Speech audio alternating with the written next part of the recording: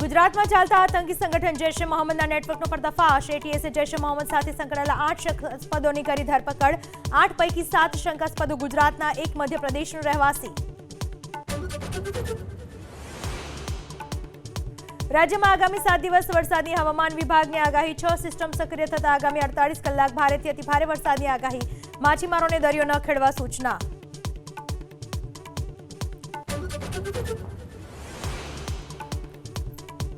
નવસારી જિલ્લાના ઉપરવાસમાં ધોધમાર વરસાદને પગલે મહાનગરપાલિકા પ્રશાસન એલર્ટ પર. પૂરની શક્યતાઓના પગલે નીચાણવાળા વિસ્તારોને કરાયા એલર્ટ.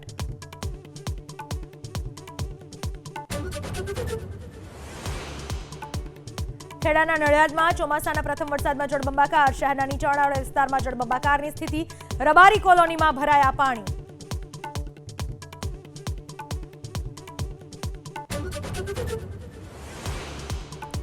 ડાંગમાં ધોધમાર વરસાદને પગલે અંબિકા નદીમાં ઘોડાપૂરની સ્થિતિ. ઐતિહાસિક મધર ઇન્ડિયા ડેમ થયો ઓવરફ્લો. 7 થી 8 કલાકમાં નવસારી જિલ્લાને પૂરના પાણી અસર કરે તેવી શક્યતા.